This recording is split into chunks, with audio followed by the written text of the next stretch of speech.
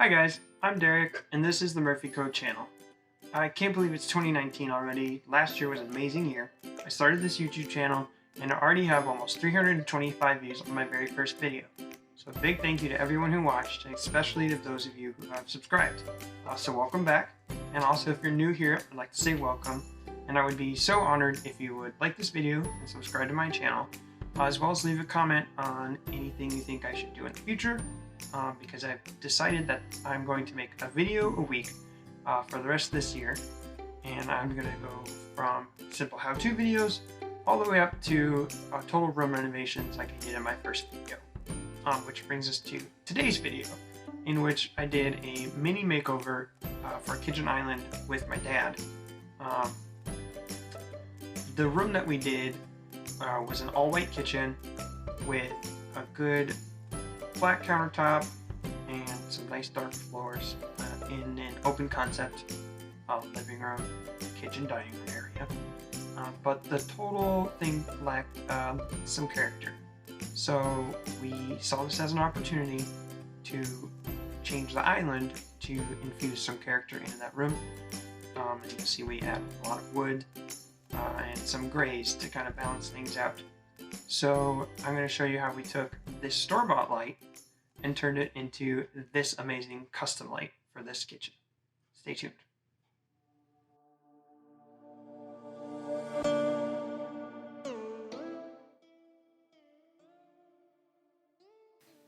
Alright, so here's some clips of the light after I took it out of the box. And this is a clip of the wood base that my dad made for the light out of hackberry wood, which I am now obsessed with. So here I am finding a bit that will just fit the wire for the lights. You don't want the hole to be too big. Next, I made a layout for where I wanted the lights to be positioned, and then I tore some paper to test the layout on the wood. I moved them around until I was satisfied, and then I began to drill the holes. So there was actually a hole in the wood already that we had to incorporate into the design. This happened in a thin spot when we planed the wood. So there's no real rule to follow in doing this. I just wanted the pattern to be random, so you can do whatever you want, just be creative with it. Next, my dad added some oil to the wood just to give it a nice finish. Since this is going on the ceiling, we just used the oil, which I believe was tung oil. You just want to spread the oil evenly over the whole top and the sides, and make sure you rub it in down into the wood with some good pressure. This oil also brings out the color of the wood, all the different textures, and adds a warmth to it. And also brings out the grays and those dark brown spots that are just gorgeous.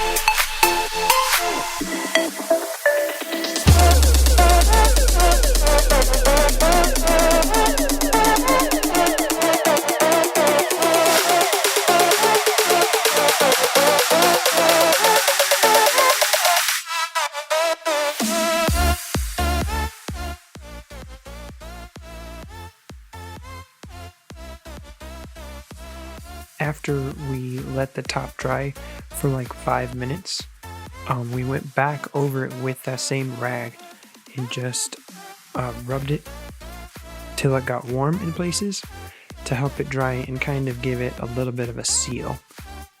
So now that that was done, the next step is to add the lights. I wanted this to be a random pattern, so when we added them, we put them at different heights: 18-inch, 24-inch, and 30-inch hanging height from the top of the light. And I alternated them in a somewhat random pattern, and ended up just tying them off in the back with a simple knot that should hold them, since only the weight of the light bulb will be on them. So we ended up going with two 18-inch height 4 24-inch height and 3 30-inch height. And this worked really well for symmetry and asymmetry.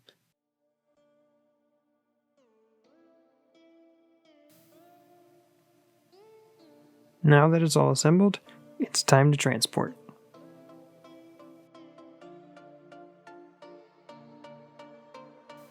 So once we got there, we took down their old lights and then began to measure where we would want the light to hang over the island. This was actually really tricky because the light is only 6 inches less than the total length of the island, and we wanted to make sure that it fit perfectly in the middle there. What we did once we found the measurements was put a cleat on the ceiling on each end and one side that we would screw the light into. Next, we began the process of hooking up the light. We had 3 light boxes, so we tied 3 of the individual lights together and then just connected them to those light boxes.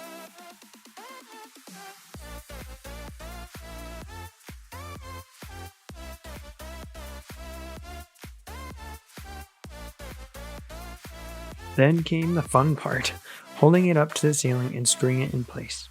I know it looks quick here, but I had to use my head at one point to hold it up, and it was actually very tiring. I ended up having to move the cleat on my side, and so did my dad, because our measurements were just a little bit off. 24-inch on center studs can do that to you. So thankfully we had the homeowner there to help us out with this part because it was quite a chore.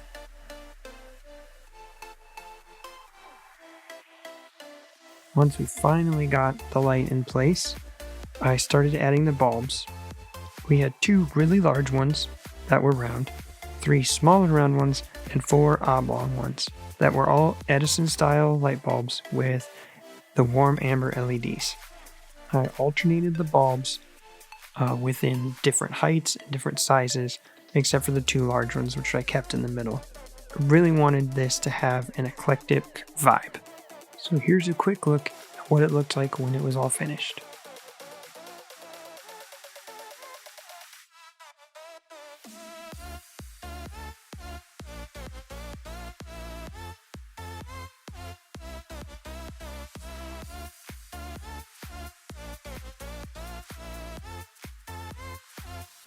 Now that the light was installed, we moved on to the back of the island. So this kitchen, like I said, is actually brand new, but just like the warmth and character. So we decided that once we changed the light to have all that really warm wood, we needed something to bridge them between the warm wood, the white cabinets, and the floor. So for the back, we went with a pre-finished shiplap that we had attached to a 1/4-inch board first to make it easier for installation. But this shiplap is a light gray, so although it's still on the cool tones, it has a wood pattern to it, which kind of help bridge everything and isn't so like stark white or really dark. We just wanted a nice neutral in the middle. We also had to cut the holes for the plugs, and then we nailed it in place. As you can see, I did a lot of cleaning there. It's also very important to clean as you go, just to make it easier to work. So after we brought in the island top, which is actually hackberry wood like the light, we secured it down, and this allowed us to take measurements for where we needed to cut the trim for the back of the island. So for the trim on the back of the island, we cut it on site just to be 100% sure there wasn't anything weird or out of level. So with a few cuts, we were in business.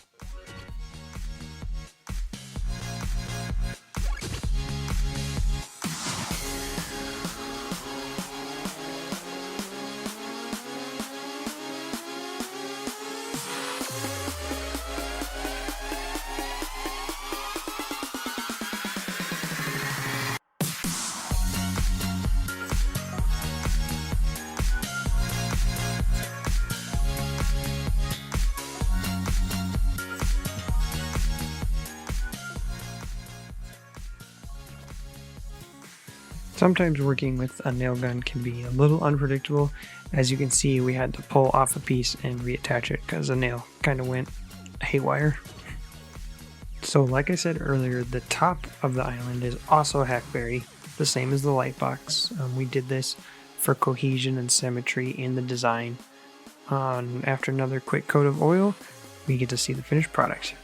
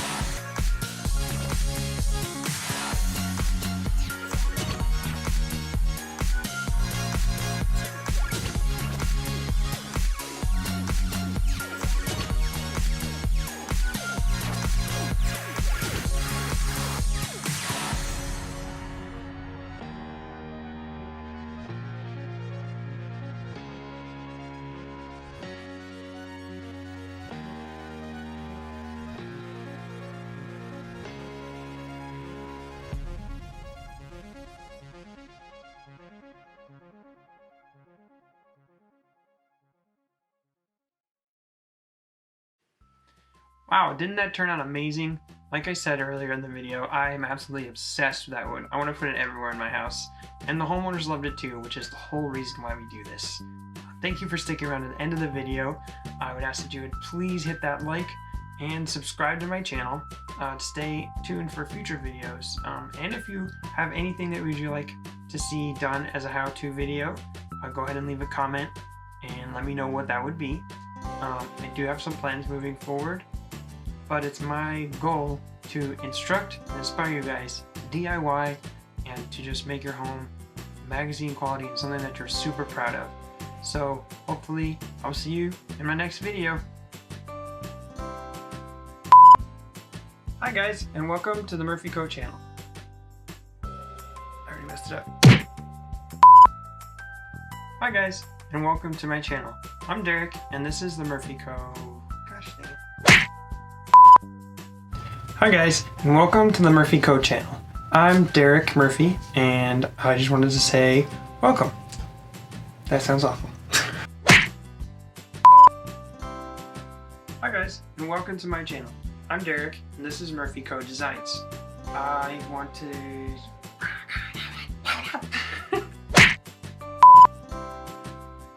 Hi guys, I'm Derek, and welcome to the TheMurphyCo channel. I can't believe it's already 2019. Last year was an amazing year. I started this YouTube channel, and I've already received almost 300, and I'm done. Hi guys, I'm Derek, and welcome to the TheMurphyCo channel. I can't believe it's already 2019. I know that I want to inspire and